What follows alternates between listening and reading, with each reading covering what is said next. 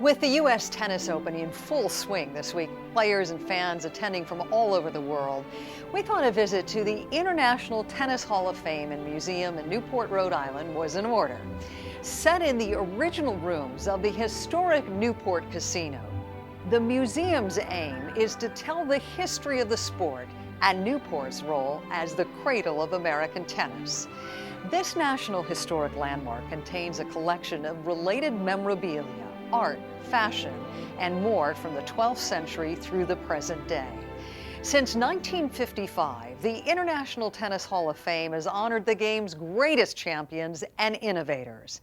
One of its legendary honorees, the groundbreaking Billie Jean King, is now the subject of a new film from the acclaimed PBS American Masters series.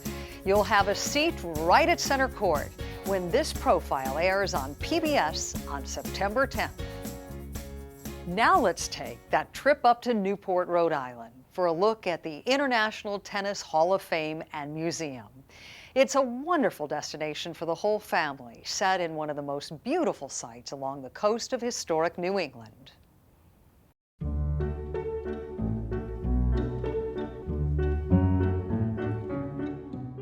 My name is Doug Stark, and I'm the Museum Director at the International Tennis Hall of Fame and Museum, which is located on historic Bellevue Avenue in Newport, Rhode Island. The story of the Newport Casino began in the summer of 1879 with James Gordon Bennett Jr., who was the publisher of the New York Herald Tribune. He was also a summer resident in Newport.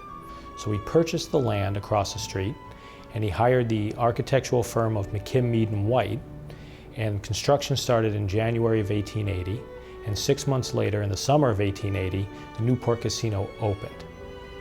The Newport Casino represents one of the finest examples of shingle-style architecture in America. We are a National Historic Landmark, and recently we became the first Sports Hall of Fame to be accredited by the American Alliance of Museums. In 1881, the United States National Lawn Tennis Association was looking for a place to host its first championships. The Newport Casino was selected, and with that, the first U.S. Nationals was contested here in 1881, which was won by Dick Sears. That tournament today is the U.S. Open. Newport has three distinct things: architecture, leisure, and sporting events. And the Tennis Hall of Fame and the Newport Casino sit at the confluence of all three. So as visitors come through our grounds, they're transported back to Gilded Age Newport. Today, our site is 6 acres. We have 13 grass courts, 3 indoor hard courts, 1 clay court, 1 court tennis building, which is a predecessor of the game of tennis. It's the game from which tennis evolved. It was played in medieval monasteries. Tennis Week in Newport is still a very big event. It's usually the second week of July. We have our tournament, and then at the end of the week, we have our Hall of Fame induction ceremony. Each year, we induct a new class of Hall of Famers.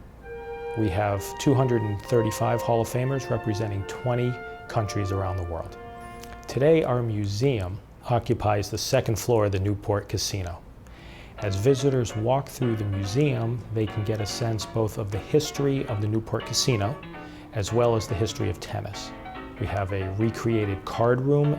Our museum collection totals more than 25,000 objects, and we have trophies, tennis balls, rackets, racket presses, outfits, stamps, medals. It's really the central repository for the study of the history of tennis. Tennis was patented in 1874 by Queen Victoria, and that patent is currently on display in the Credentials Gallery. We also have a painting from 1538. We believe it's the earliest known painting of tennis. Visitors also like the evolution of fashion and clothing. We have some early outfits that women would have worn in the Victorian era, and we also have Venus Williams' outfit from her participation in the 2012 Wimbledon Championships.